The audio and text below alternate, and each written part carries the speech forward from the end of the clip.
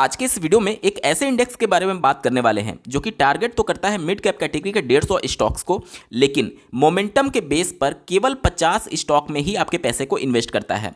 और momentum based strategy के अंतर्गत इस इंडेक्स ने पिछले 20 सालों में स्मॉल कैप कैटेगरी के एक्टिव म्यूचुअल फंड को भी रिटर्न के मामले में पीछे छोड़ दिया है। ये इंडेक्स है तो मिड कैप कैटेगरी का, लेकिन अगर इनके फंड डिस्ट्रीब्यूशन को अगर आप देखेंगे, अलग अलग वेबसाइट पर चेक करेंगे तो वहाँ पर आपको मिड कैप के अलावा लार्ज कैप में भी लगभग 14% एक्सपोजर देखने को मिलेगा। एक अन्य प्लेटफॉर्म पर अगर मैं आपको दिखाऊं तो Nifty mid cap 150 momentum 50 index fund जो है, इनके अगर फंड डिस्ट्रीब्यूशन में चलते हैं तो यहाँ पर आपको लार्ज कैप के अलावा आपको यहाँ पर स्मॉल कैप कैटेगरी का भी यहाँ पर एक्सपोजर देखने को मिलता है। देखिए, लार्ज कैप में लगभग 14%, मिड कैप में 43.36% और स्मॉल कैप में भी आपको एक्सपोजर देखने को मिल रहा है 20% के आसपास। अब यहाँ से मेन कन्फ्यूजन शुरू होता है रिटेल इन्वेस्टर के बीच में कि जब ये मिड कैप कैटेगरी के केवल 150 स्टॉक को ही टारगेट कर रहा है तो फिर लार्ज कैप और स्मॉल कैप का एक्सपोजर कहाँ से आ रहा है। इस वीडियो में हम लोग इस मुद्दे पर फोकस करने वाले हैं कि मिड कैप कैटेगरी का अगर कोई एक्टिव म्यूचुअल फंड आपके पोर्टफोलियो में ऑलरेडी शामिल है तो क्या ये इंडेक्स को आपको कंसीडर करना चाहिए, साथ ही साथ नियर फ्यूचर में आप इनसे किस प्रकार के परफॉर्मेंस की एक्सपेक्टेशन रख सकते हैं, और साथ ही साथ इनका इन्वेस्टमेंट स्ट्रेटजी क्या है। इन सबके रिगार्डिंग डिटेल में फैक्ट टू फैक्ट बात करने जा रहे हैं और बहुत ही इंटरेस्टिंग डेटा के साथ वीडियो है, अंत तक जरूर जुड़े रहिएगा। नमस्कार दोस्तों, मेरा नाम है नीरज, आप देख रहे हैं फिनोबिट यूट्यूब चैनल। अगर आप इस चैनल पर पहली बार विजिट कर रहे हैं तो इसको सब्सक्राइब करते हुए बेल आइकन को प्रेस करना ना भूलें। सबसे पहले मेन मुद्दे पर आते हैं कि ये हमें पिछले 20 वर्षों में लगभग कितने परसेंट का रिटर्न बना करके दिया हुआ है। तो ये फंड लॉन्च तो हुआ था 2022 में, लेकिन बैक डेट से इनका जो बेस डेट है वो 2005 से एनएससी यानी कि नेशनल स्टॉक एक्सचेंज ने जो डेटा पब्लिश किया है, इनके द्वारा हर एक मंथ में डेटा पब्लिश की जाती है। और ये जो डेटा देख पा रहे होंगे, जो फैक्ट शीट देख पा रहे होंगे, ये 31 अक्टूबर 2024 को जारी किया गया है। हर मंथ के लास्ट डेट में ये फैक्ट शीट जारी की जाती है, ठीक है, एनएससी के द्वारा। तो इनके डेटा के हिसाब से पिछले 20 सालों में जो इस फंड ने इंडेक्स ने जो रिटर्न बना करके दिया है वो लगभग 25% का बना करके दिया हुआ है। पिछले 5 सालों में लगभग 35.5% का, एक साल में लगभग 55% का, और इस साल लगभग 30.5% का। और इस क्वार्टर में, मतलब कि सितंबर के बाद जो क्वार्टर शुरू हुआ है, अक्टूबर, नवंबर और दिसंबर वाला 3 महीने को मिलाकर के एक क्वार्टर बोलते हैं, तो सितंबर के बाद यानी 1 अक्टूबर से अब तक, 1 अक्टूबर से 31 अक्टूबर तक जो इनका परफॉर्मेंस रहा है उसके हिसाब से इन्होंने निगेटिव में रिटर्न दिया हुआ है, क्योंकि अक्टूबर 2024 में पूरी तरीके से मार्केट करेक्ट कर रही है और लार्ज कैप, मिड कैप और स्मॉल कैप सभी लगभग 6 से 10% के आसपास टूट चुके हैं। तो इसी वजह से इस क्वार्टर में ये माइनस में रिटर्न दे रहा है। वहीं पर अगर मैं पिछले 1 महीने का अगर आपको डेटा दिखाऊं तो डेटा देख करके आप चौंक जाएंगे। आप अपने स्क्रीन पर देख पा रहे होंगे Nifty mid cap 150 momentum 50 index fund है, और इनका सितंबर 30, 2024 को जो फैक्ट शीट जारी किया गया था, यानी अक्टूबर में 31 तारीख को जो जारी किया गया उससे ठीक 1 महीने पहले।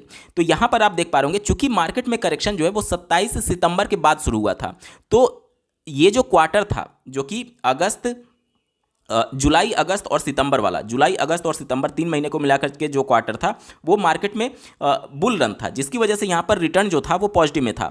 और सितंबर 2024 के अंत में जो इनका बेस डेट से रिटर्न देखेंगे तो 25% से भी ऊपर का इनका रिटर्न था। ये 2005 से डेटा लिया गया है, मतलब कि इसने 2008-9 का भी करेक्शन देखा है, इसके बाद से इसने 2012-13 का भी करेक्शन देखा है। इसके अलावा अगर हम लोग बात करें 2020 का कोरोना का पीरियड था, उसमें जो हैवी करेक्शन देखने को मिला था, वो सारे करेक्शन के बावजूद भी अगर आपको ये 25% से ऊपर का रिटर्न बना करके दे रहा है तो no doubt small cap category से भी अच्छा खासा रिटर्न ये देखने को मिल रहा है।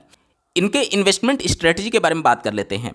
तो निफ्टी मिड कैप 150, जैसा कि नाम से आपको स्पष्ट हो रहा है, ऐसी कंपनीज जो कि मिड कैप कैटेगरी में आती हैं, जो कि सीरियल नंबर 101 से लेकर के 250 तक लिस्टेड हैं एनएससी एक्सचेंज पर, उन टोटल 150 कंपनी को यहाँ पर सेलेक्ट किया जाएगा और उनमें से मोमेंटम के आधार पर केवल 50 स्टॉक में आपके पैसे को डाला जाएगा। मतलब कि मिड कैप कैटेगरी के सारे स्टॉक्स को एग्जामिन किया जाएगा कि कौन सा स्टॉक मोमेंटम में है, और टॉप के मोमेंटम वाले 50 स्टॉक में आपके पैसे को इन्वेस्ट किया जाएगा। अब ये मोमेंटम क्या होता है?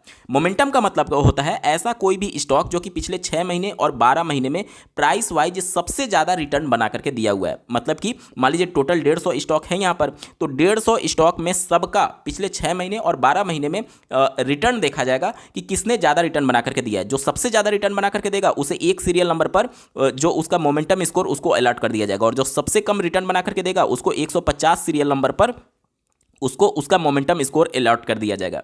तो इस तरीके से हम सारे स्टॉक्स को 150 जो टोटल मिड कैप कैटेगरी के स्टॉक्स हैं उनको हमने एक मोमेंटम स्कोर दे दिया। ठीक है, ये मोमेंटम नॉर्मलाइज्ड स्कोर हमने दे दिया।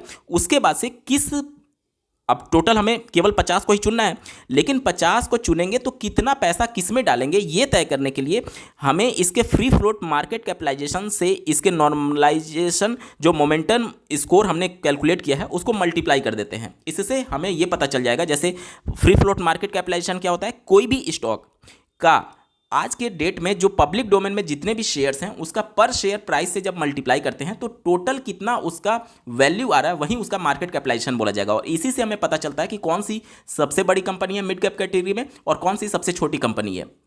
ठीक है, क्योंकि 150 कंपनी है तो 150 में कुछ बड़ी होंगी कुछ छोटी होंगी। अब यहाँ से तय होता है कि जिसका मार्केट कैपिटलाइजेशन सबसे ज़्यादा वो सबसे बड़ी और जिसका सबसे कम वो सबसे छोटी कंपनी। तो जो हमारा वेटेज होगा कि किस स्टॉक में कितना पैसा डाला जाएगा इस इंडेक्स के थ्रू, तो वो तय होता है मार्केट कैपिटलाइजेशन और इस मोमेंटम स्कोर जो हमने निकाला उसको मल्टीप्लाई करने के बाद से जो फाइनल स्कोर आएगा उसको फिर से अरेंज किया जाएगा 1 से लेकर के 150 सीरियल नंबर तक। और टॉप के जो 1 से लेकर के 50 सीरियल नंबर पर स्टॉक आएंगे उनके जो हमने स्कोर निकाला है फ्री फ्लोट मार्केट कैपिटलाइजेशन और नॉर्मलाइज्ड मोमेंटम स्कोर, उनके वेटेज के हिसाब से हम उसमें उतने वेटेज के साथ पैसा इन्वेस्ट कर देंगे। ठीक है, तो यहाँ से आप समझ पा रहे होंगे कि ऐसे स्टॉक्स ही इसमें केवल शामिल होंगे जो कि लगातार रिटर्न बना करके दे रहे होंगे। अब आपके मन में सवाल आएगा कि मान लीजिए आज ये रिटर्न बना रहे हैं कल को ना बनाए तो?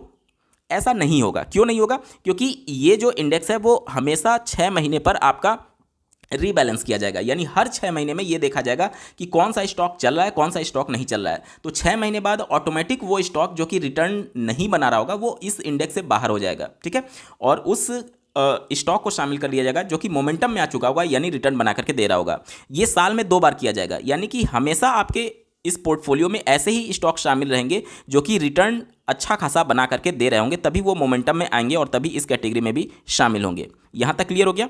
चलिए, इसके बाद से आपके मन में ये प्रश्न आ सकता है कि मान लीजिए हमने मोमेंटम स्कोर और जो normalised free float market capitalisation है उनके मल्टीप्लाई करने के बाद से जो वेटेज आया टोटल हमें 50 कंपनी में डालना है, और कोई एक कंपनी जिसका ये जो स्कोर है वो बहुत ज़्यादा हाई है और मान लीजिए उसमें 10% वेटेज आ रहा है, तो क्या हम लोग 10% उसमें पैसा डाल देंगे? नहीं, ऐसा नहीं होगा। यहाँ पर कैप ये किया गया है कि किसी भी स्टॉक में मैक्सिमम आपका 5% ही पैसा डाला जा सकता है। इसी के लिए अगर मैं आपको यहाँ पर टॉप कंस्टिट्यूएंट वेटेज दिखाऊँ तो आप अपने स्क्रीन पर देख पा रहे होंगे डिक्सन टेक्नोलॉजी में सबसे ज़्यादा पैसा यहाँ पर इन्वेस्ट किया गया है, लगभग 5% के आसपास। उसके बाद से BSE लिमिटेड में 5.5% के आसपास, क्यूमिनिस इंडिया में लगभग 4.5% के आसपास, भारत हैवी इलेक्ट्रिकल्स लिमिटेड में लगभग 3.5% के आसपास। आप देख पा रहे होंगे कोई भी कंपनी में जो वेटेज है वो 5% से एक्सीड नहीं कर रहा है। लेकिन चूंकि ये हर 6 महीने में इसको रीबैलेंस किया जाता है, तो 6 महीने में हो सकता है कि ये जो डिक्सन टेक्नोलॉजी है इसका जो प्राइस है वो बढ़ जाए। जब शेयर का प्राइस बढ़ेगा तो जाहिर सी बात है आपका वेटेज भी उसमें बढ़ जाएगा। क्यों? क्योंकि शेयर का प्राइस बढ़ने से आपका जो मार्केट कैपिटलाइजेशन है वो भी बढ़ेगा और जो आपने पैसा इन्वेस्ट किया था वो भी बढ़ेगा। अब जब पैसा इन्वेस्ट किया था जब वो बढ़ा तो जाहिर सी बात है ये 5% को एक्सीड कर देगा, लेकिन अगले 6 महीने में जब ये फिर से रीबैलेंस किया जाएगा तो फिर से इसको 5% से नीचे ले आया जाएगा। उम्मीद करता हूँ आपको चीज़ें समझ में आ रही होंगी।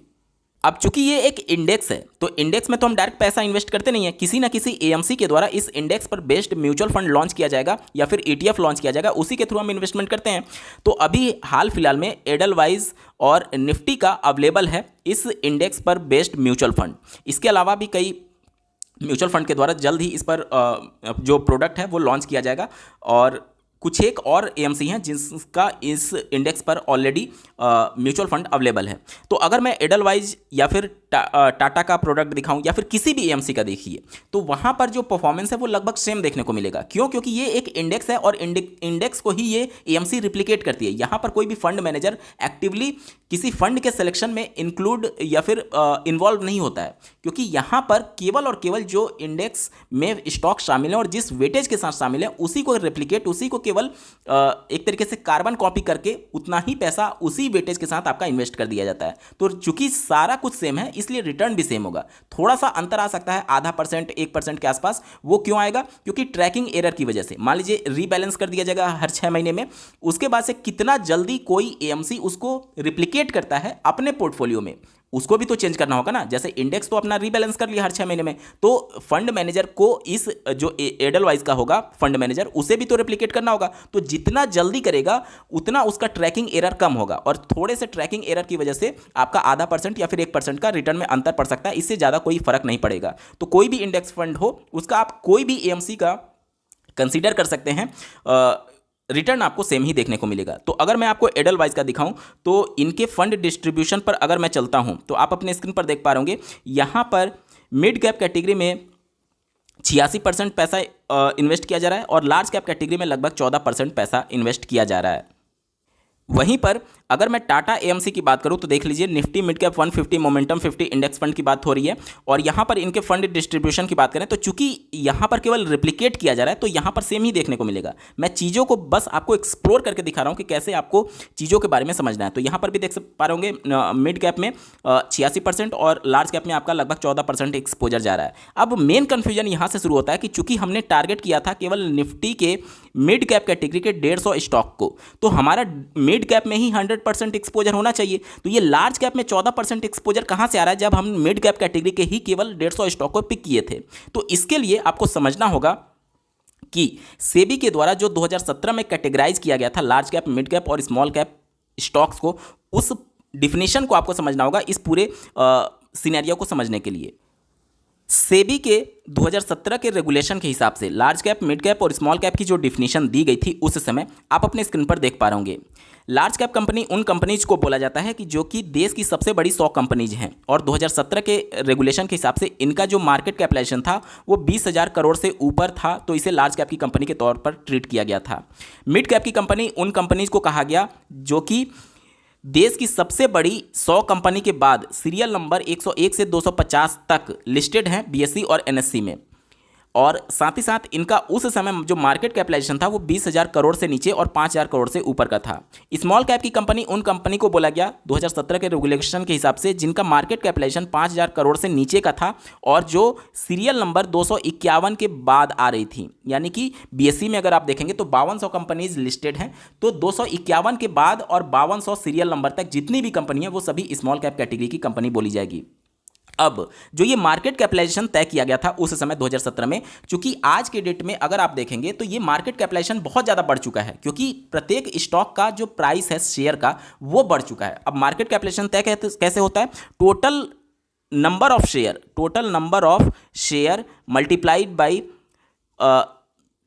शेयर प्राइस पर शेयर प्राइस, ठीक है। यानी कि कितना शेयर पब्लिक डोमेन में अवेलेबल है और एक शेयर के प्राइस को मल्टीप्लाई कर दीजिए, उसे ही बोलते हैं मार्केट कैपिटलाइजेशन। अब जब ये 2017 में ये चीज़ें तय हो रही थी कि 5,000 करोड़ से नीचे का है तो उसे स्मॉल कैप बोला जाएगा, 5,000 से 20,000 करोड़ के बीच में है तो उसे मिड कैप बोला जाएगा, और 20,000 करोड़ से ऊपर का है तो उसे लार्ज कैप बोला जाएगा। चूंकि शेयर का प्राइस बहुत एक्सपोनेंशियली बढ़ा है 2017 के बाद से आज के डेट में, अगर आप देखेंगे तो ये जो बैरियर था वो आज के डेट में एग्जिस्ट ही नहीं करता है।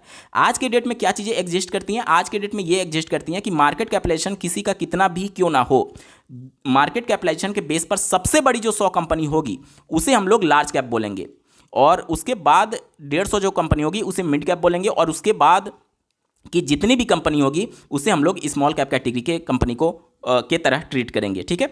अब आज के डेट में सिनेरियो अगर आप देखेंगे तो कोई एक ऐसी कंपनी जिसका मार्केट कैपिटलाइजेशन 90,000 करोड़ को भी अगर पार कर चुका है, फिर भी वो मिड कैप कैटेगरी में शामिल होगी अगर वो बीएसई और एनएससी में 101 से लेकर के 50 सीरियल नंबर के बीच में शामिल है। तो 2017 के रेगुलेशन के हिसाब से ये जो मार्केट कैपिटलाइजेशन है ये तो 20,000 करोड़ से एक्सीड कर रहा है, तो इसको तो लार्ज कैप में शामिल होना चाहिए। लेकिन नहीं, लार्ज कैप में इसलिए शामिल नहीं होगा क्योंकि जो लार्ज कैप में टॉप की 100 कंपनीज हैं उनका मार्केट कैपिटलाइजेशन इससे ज़्यादा हो चुका है, और मार्केट कैपिटलाइजेशन के हिसाब से वो सबसे बड़ी 100 कंपनीज है।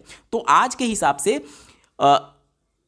अगर आप देखेंगे तो 90,000 करोड़ या फिर किसी का कितना भी क्यों ना बढ़ जाए, वो मार्केट कैपिटलाइजेशन सबसे बड़ी 100 कंपनीज लार्ज कैप, उससे छोटी 150 कंपनी मिड कैप, और उससे छोटी जितनी भी कंपनी बची वो आपकी स्मॉल कैप में ट्रीट की जाएगी। अब जो ये ऑनलाइन प्लेटफॉर्म पर या फिर अलग अलग प्लेटफॉर्म पर आपको दिखाया जाता है कि निफ्टी मिड कैप 150, मोमेंटम 50 में लार्ज कैप भी शामिल है, और कई आपको प्लेटफॉर्म पर स्मॉल कैप भी शामिल दिखाया जाता है, वो 2017 के डेफिनेशन के हिसाब से लिया जाता है। कैसे, अभी मैं आपको दिखाता हूं। जैसे अभी आप अपने स्क्रीन पर देख पा रहे होंगे इस इंडेक्स के बारे में, और इस इंडेक्स में जो सबसे हाईएस्ट वेटेज है वो डिक्सन टेक्नोलॉजीज लिमिटेड का है।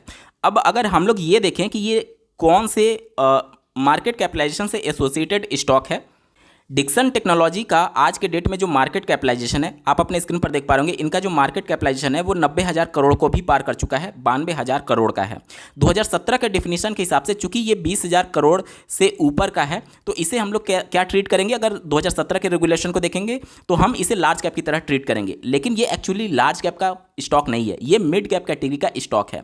क्यों? क्योंकि ये जो है वो सीरियल नंबर 101 से लेकर के और 250 के बीच में लिस्टेड है बीएसई और एनएसई में, इसीलिए इसे मिड कैप कैटेगरी का कंसीडर करेंगे। लेकिन 2017 के रेगुलेशन के हिसाब से ये लार्ज कैप की तरह एक तरीके से इसको अलग अलग वेबसाइट इसको लार्ज कैप की तरह ट्रीट करती हैं। अभी आप अपने स्क्रीन पर Nifty mid cap 150 stock list देख पा रहे होंगे, यानी कि जो मिड कैप कैटेगरी के टोटल 150 स्टॉक हैं उनका लिस्ट आपके सामने है। अब इस लिस्ट में अगर हम लोग डिक्सन टेक्नोलॉजी को ढूंढने की कोशिश करें, एक बार देख लेते हैं क्या इसमें डिक्सन टेक्नोलॉजी शामिल है, जिससे और ज़्यादा आपकी तस्वीर आपके सामने स्पष्ट होगी। आप अपने स्क्रीन पर ध्यान से देखिएगा, देखिए यहाँ पर आपको दिखेगा Dixon Technologies India Private Limited. देखिए, यानी ये क्लियर हो गया कि डिक्सन जो है वो लार्ज कैप की कंपनी नहीं है, बल्कि वो मिड कैप कैटेगरी की कंपनी है, ठीक है। लेकिन चूंकि 2017 के रेगुलेशन के हिसाब से देखेंगे तो इनका मार्केट कैपिटलाइजेशन 20,000 करोड़ से ऊपर का है, इसी वजह से अलग अलग प्लेटफॉर्म इसको लार्ज कैप की तरह ट्रीट करते हैं और आपको दिखाते हैं कि लार्ज कैप में भी इनका एक्सपोजर इतना % है, जबकि एक्चुअली में लार्ज कैप का एक्सपोजर 0% है। ये चूंकि 2017 के रेगुलेशन के हिसाब से आपको बताया जा रहा है, इस वजह से लार्ज कैप में एक्सपोजर दिखाया जा रहा है, लेकिन एक्चुअली में मिड कैप का ही एक्सपोजर 100% है, लार्ज कैप का एक्सपोजर आज के समय में 0% है। अगर मैं इसी इंडेक्स फंड को कंसीडर करूं तो आपको यहां पर स्मॉल कैप का भी यहां पर पोर्टफोलियो में देखने को मिलेगा कि इनमें स्मॉल कैप भी शामिल है, लगभग 20% के आसपास।